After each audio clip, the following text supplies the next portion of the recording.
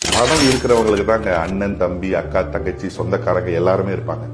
பணம் இல்லாதவங்க கூட யாருமே இருக்க மாட்டாங்க. நண்பர்கள் கூட இருக்க மாட்டாங்க. இன்னைக்கு காலம் அப்படி இருக்குங்க. பணம் வேணுங்க, நிறைய பணம் வேணுங்க. பணம் இல்லைன்னு வைங்களேன், இன்னைக்கு இந்த உலகத்துல ஒரு நாய் கூட நம்மள மதிக்காது. மனுஷனை யாருங்க பாக்குறாங்க? பணத்தை தாங்க பாக்குறாங்க. அதனால லீகலா, எத்திக்கலா நிறைய பணம் சம்பாதிக்கணும். பணம் நம்மளுக்கு கிட்ட இருந்ததுன்னா அந்த தைரியம் இருக்கு, அந்த தைரியம் அது தனி தைரியம். பணம் வேணுங்க. பணம் நம்ம கிட்ட எவ்வளவு இருக்கோ அதுக்கு தகுந்த மாதிரி மரியாதை நம்ம கொடுப்பாங்க.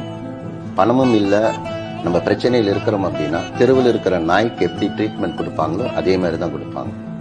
அதுதான் வந்துட்டு அப்படின்னா ஒரு தன்மான உணர்ச்சியை வந்துட்டு அப்படின்னா தட்டி எழுப்பக்கூடியது.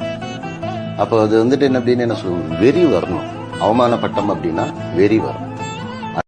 கஷ்டத்திலிருந்து வெளியில வரணும் அப்படின்னா கஷ்டப்படணும். அந்த கஷ்டப்படுறது நம்ம இஷ்டப்பட்டு கஷ்டப்படணும்.